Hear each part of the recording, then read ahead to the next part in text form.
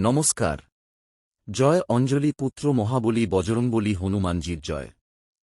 এই মুহূর্তে আমার বিশ্বাস হচ্ছে না, আমার হাতের রেখা যেন বদলে যাচ্ছে। শুধু আমার নয়, আপনারও। কারণ আমি যা দেখছি তা শুধু জ্যোতিষ নয়, এটা এক অলৌকিক সংকেত। আগামীকাল 17ই আগস্ট, সোমবার, শ্রাবণ মাসের পঞ্চম সোমবার, আবার সেই সঙ্গে নাগ পঞ্চমীর পুণ্যতিথি। সূর্য দেবতা সিংহ রাশিতে প্রবেশ করছেন, আর সেই সূর্যের সঙ্গে যুক্ত হচ্ছেন আপনার রাশির অধিপতি মঙ্গল। মানে আকাশে যেন আগুনের খেলা শুরু হচ্ছে। আর এই আগুনের সাক্ষী থাকবে মেষ রাশির আপনি। আমি কি ভুল বলছি?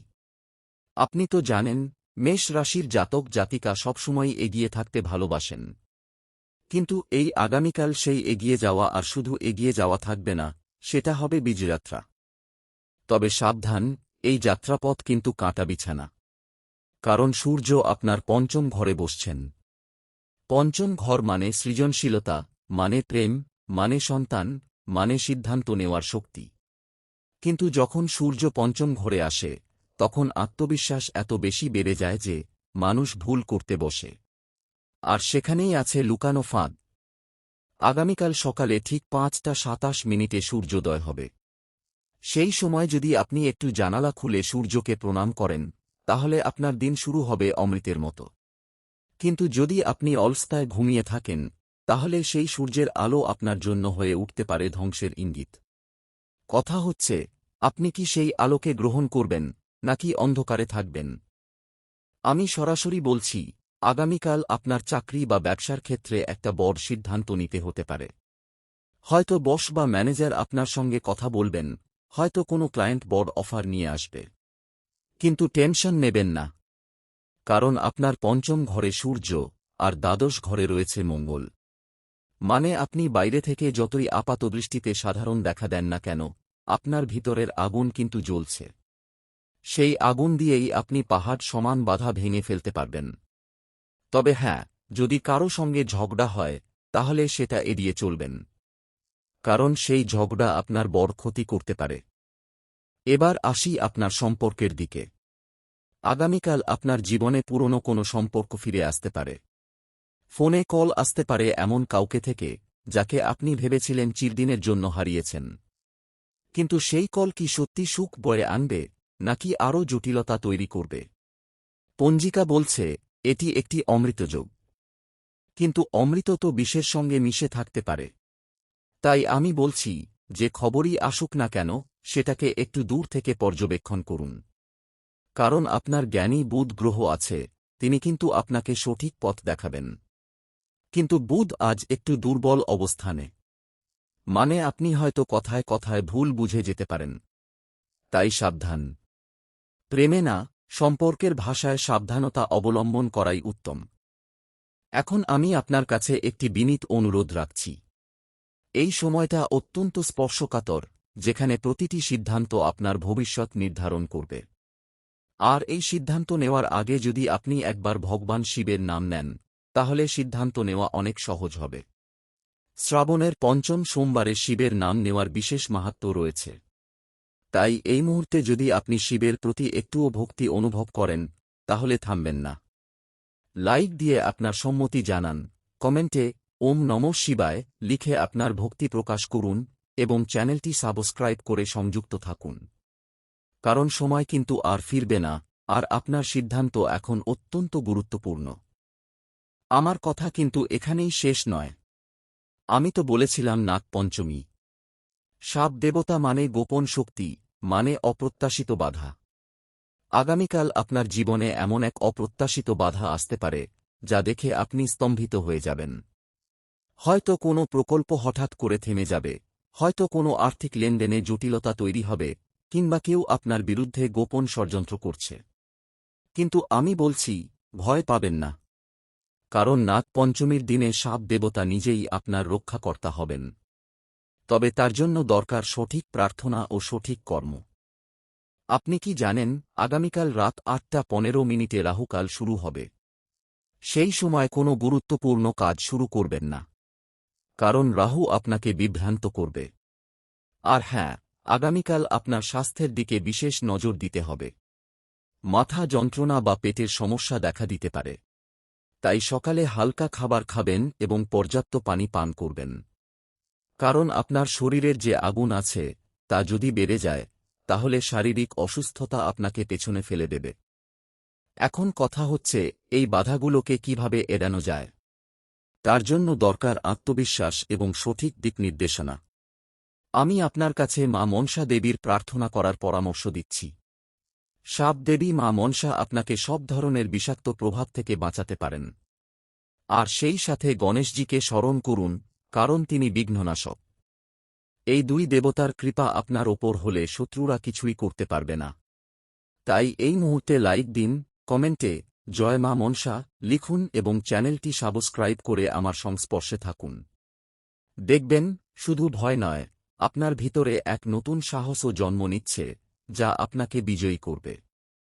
চলুন এবার একটু গভীরে যাই। আগামীকাল আপনার ক্যারিয়ার নিয়ে বড় কোনো খবর আসতে পারে। যারা চাকরির ইন্টারভিউ দিচ্ছেন তাদের জন্য এই দিনটি বিশেষ ফলপ্রসূ। কারণ সূর্য আপনার পঞ্চম ঘরে আপনাকে মেধাবী করছে আর মঙ্গল দিচ্ছে সাহস।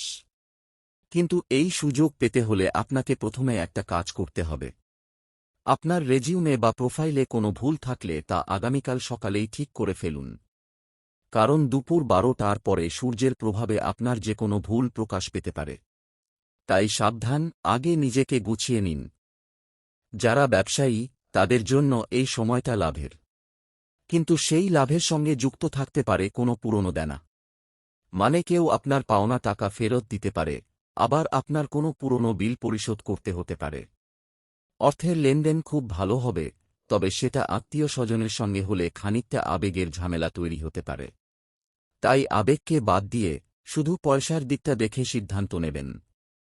আবেগের বশে কোনো টাকা ধার দেবেন না, কারণ সেটা ফেরত পেতে আপনাকে অনেক কষ্ট করতে হবে। এই বিষয়ে আমার একটাই কথা, আপনি যদি সত্যি লাভ করতে চান তাহলে লোভ কমান। বেশি লোভ করলে সেই লাভ কিন্তু আপনার হাত থেকে পিছলে যাবে। আমার কথা শুনে হয়তো আপনার মন বলছে, এত কিছু তো বললেন, কিন্তু করব কি? আমি আপনাকে পথ দেখাচ্ছি। আগামীকাল আপনার সৌভাগ্য রয়েছে হনুমানজির কৃপায়। মঙ্গলবার হলেও সোমবার হনুমানজির আরাধনা করলে মঙ্গলের প্রভাব দ্বিগুণ হয়। আর মেষ রাশির অধিপতি তো মঙ্গলই। তাই হনুমান চালিসা পাঠ করুন আর মনে করুন হনুমানজি আপনার সমস্ত বাধা দূর করছেন। আপনি যদি সত্যি এই পথে চলতে চান তবে এখনই লাইক দিন, কমেন্টে লিখুন জয় বজরংবলী এবং চ্যানেলটি সাবস্ক্রাইব করে সংযুক্ত থাকুন। কারণ সামনের মুহূর্তগুলো কিন্তু আপনারই জন্য অপেক্ষা করছে, কিন্তু সেই মুহূর্ত দখল করতে দরকার একটু সাহস আর একটু সঠিক দিশা। এখন আরেকটা গুরুত্বপূর্ণ দিক, আগামীকাল আপনার সন্তান বা ছোট কারো সঙ্গে বিশেষ সম্পর্ক গড়ে উঠবে। সন্তানের পড়াশোনা বা ক্যারিয়ার নিয়ে কোনো সিদ্ধান্ত নিতে হবে, সেটা খুব ইতিবাচক হবে। কিন্তু সন্তানের ইচ্ছাকে গুরুত্ব দিন। আপনি বড়দের মতো চিন্তা করবেন, কিন্তু তাদের মনের কথাও শুনবেন। এটা খুব জরুরি। কারণ এই সময় আপনার কর্তৃত্ব যদি অতিরিক্ত হয় তবে সম্পর্কের দূরত্ব তৈরি হতে পারে। তাই ভালো বন্ধু হয়ে উঠুন, খারাপ কর্তা হয়ে নয়। একটা জিনিস লক্ষ্য করবেন, আগামীকাল আপনার চারপাশের মানুষরা আপনার প্রতি বিশেষ আকৃষ্ট হবে। আপনি যেন চুম্বকের মতো কাজ করবেন। কিন্তু এই আকর্ষণের কিছু খারাপ দিকও আছে। কেউ কেউ আপনার কাছ থেকে সুবিধা নিতে চাইতে পারে। তাই কাউকে খুব কাছে আসতে দেবেন না, বিশেষ করে যারা নতুন পরিচিত। পুরনো বন্ধুরা ভালো, কিন্তু নতুনদের সম্পর্কে সাবধান। পঞ্জিকায় রাতের দিকে চন্দ্র খুব দুর্বল থাকবে, মানে আপনার মনের ওপর আবেগের প্রভাব বেশি পড়বে। তাই রাতে কোনো বড় সিদ্ধান্ত নেবেন না। রাত যেন আপনার বিশ্রামের হয়, সিদ্ধান্তের নয়। আমি এবার একটু থমকে দাঁড়াচ্ছি, কারণ পরের কথাটা অনেক জটিল। আগামীকাল আপনার গোপন কোনো শত্রু সক্রিয় হতে পারে। আপনার অফিসের বা আত্মীয়তার কেউ আপনার সাফল্য সহ্য করতে পারছে না। হয়তো তারা আপনার নামে মিথ্যা কথা ছড়াচ্ছে। কিন্তু সেটা ভেবে আপনি দুর্বল হবেন না। কারণ সাপ দেবতার দিনে শত্রুরা বিষ ঢাললেও সেটা আপনার গায়ে লাগবে না, যদি আপনি সুরক্ষিত থাকেন।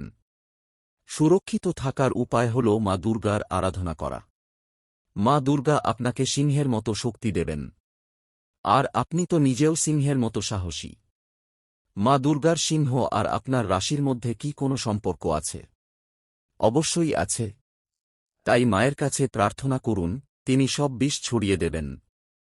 এই মুহূর্তে আমি বলছি, আপনি যদি মা দুর্গার প্রতি একটুও ভক্তি রাখেন, তাহলে এখনই লাইক দিন, কমেন্টে লিখুন জয় মা দুর্গা এবং চ্যানেলটি সাবস্ক্রাইব করে সংযুক্ত থাকুন।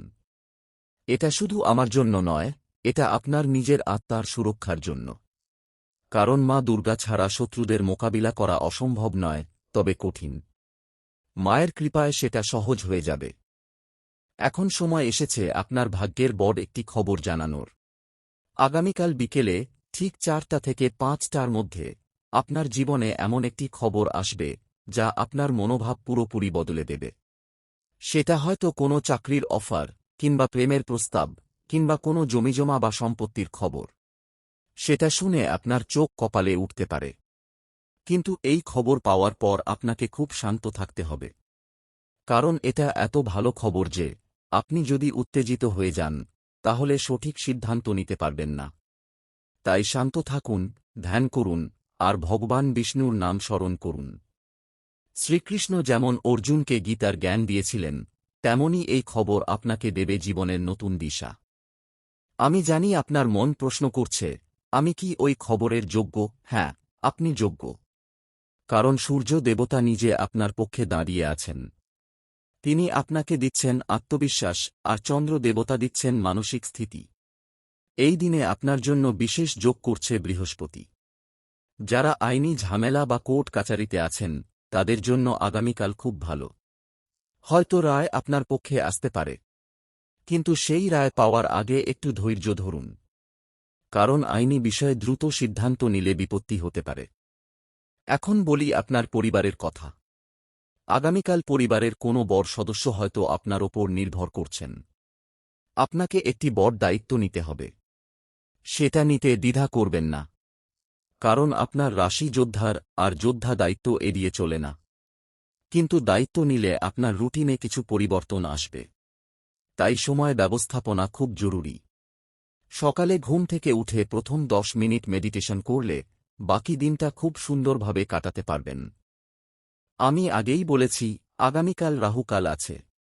সেই সময় আনুমানিক রাত 8টা 15 থেকে 9টা 45। কোনো নতুন প্রজেক্ট শুরু করবেন না, নতুন পণ্য কিনবেন না, এমনকি বাড়ি থেকে বেরোবেন না যদি জরুরি না হয়। এই সময়টা অত্যন্ত অশুভ। কিন্তু যদি একান্তই বেরোতে হয়, তাহলে সূর্য দেবতাকে স্মরণ করে এক চিমটি মাটি পকেটে রেখে বেরোবেন। এটা একটি পুরনো প্রতিকার, যা কাজ করে। চলুন এবার আসি আধ্যাত্মিক উপায়ের দিকে। আমি প্রতিদিন অনেককে বলি, শুধু ভবিষ্যৎবাণী করলেই হয় না, প্রতিকারও দরকার।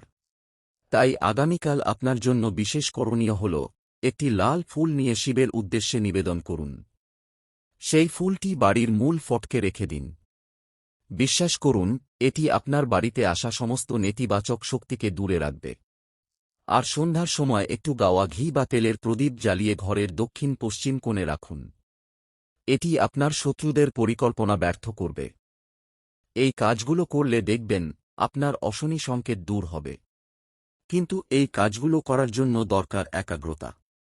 আর একাগ্রতা আনে গণেশজি। তিনি বিঘ্ননাশক। তাই আমি বলছি, আজই আপনি একবার গণেশজির নাম নিন, লাইক দিন, কমেন্টে জয় গণেশ লিখুন এবং চ্যানেলটি সাবস্ক্রাইব করে সংযুক্ত থাকুন। কারণ গণেশজির কৃপা ছাড়া কোনো কাজই ঠিকমতো হয় না, বিশেষ করে এই শুভ সোমবারে। আমার শেষ কথাটি শুনুন। আগামীকাল আপনার জীবনে একটি অমাবস্যা নেই, পূর্ণিমা নেই, কিন্তু আছে নাগ পঞ্চমীর অমৃতযোগ। এই যোগ আপনাকে দেবে এমন আত্মবিশ্বাস, যা আপনি আগে কখনো পাননি। আপনাকে আমি শুধু একটি জিনিস বলবো, নিজের ওপর বিশ্বাস রাখুন। আপনার রাশির শক্তি অপরিসীম। আপনি যে কাজটিকে ভয় পাচ্ছেন, আগামীকাল সেই কাজটির মুখোমুখি দাঁড়ান। দেখবেন আপনার ভয় আপনার সামনে মাথা নত করছে। আর মনে রাখবেন, আপনার জীবনে কে আসছে আর কে যাচ্ছে, সেটা আপনার হাতে নেই, কিন্তু কাকে কাছে রাখবেন আর কাকে দূর করবেন, সেটা আপনার হাতে আছে। আগামীকাল কাউকে খুব কাছে টেনে নেবেন না, তবে যারা চলে যাচ্ছে, তাদের আটকাবেন না। এটাই প্রকৃতির নিয়ম। আপনি যদি এই নিয়ম মানতে পারেন তাহলে সূর্যের কৃপা আপনার ওপর বর্ষিত হবে। এবার চলুন শেষ সিদ্ধান্তে পৌঁছাই। যারা আজকের এই কথাগুলো শেষ পর্যন্ত শুনেছেন তারা কিন্তু অত্যন্ত ভাগ্যবান। কারণ এই স্ক্রিপ্টটি শুধু তথ্য নয়, এটি একটি সুরক্ষা কবচ। আমি এতে মা কালীর শক্তি সঞ্চার করেছি। মা কালী সময়ের দেবী, আর সময়ই আপনার পালা এনেছে। তাই শেষ অনুরোধ রাখছি, আপনি যদি সত্যিই মা কালীর আদরের সন্তান হন এবং আপনি এই নতুন সময়কে স্বাগত জানাতে চান, তাহলে এই মুহূর্তে লাইক দিন, কমেন্টে লিখুন জয় মা কালী এবং চ্যানেলটি সাবস্ক্রাইব করুন। এটি আপনার ভবিষ্যৎকে সুরক্ষিত করবে। আমি জানি এই প্রতিটি কথা আপনার মনে গেঁথে গেছে। আগামীকাল সকালে যখন ঘুম থেকে উঠবেন, একটি নতুন আলো দেখতে পাবেন। সেই আলো আপনার পথ প্রদর্শন করবে। কাজের ক্ষেত্রে সিদ্ধান্ত নিন, সম্পর্কে শান্ত থাকুন, অর্থের ব্যাপারে সতর্ক হন, আর শত্রুদের কথা ভুলে যান। কারণ আপনি মেষ রাশির মানুষ, আপনি ক্ষমাশীল নন, কিন্তু এখানে ক্ষমা করাই ভালো। কারণ ক্ষমা করলে আপনার মন হালকা হবে, আর সেই হালকা মনেই আপনি সঠিক সিদ্ধান্ত নিতে পারবেন। আমার সমস্ত কথা এখানেই শেষ। কিন্তু মনে রাখবেন, আমি আপনার পাশে আছি, এই চ্যানেলটি আপনার পাশে আছে। তাই প্রতিদিন এই সময়ে সংযুক্ত থাকুন। আর হ্যাঁ, আগামীকাল সূর্য দেবতা আপনাকে বিশেষ শক্তি দেবেন। সেই শক্তি গ্রহণ করুন। সবার মঙ্গল হোক, সবার কল্যাণ হোক। জয় সূর্য দেবতা, জয় শ্রীরাম। নমস্কার।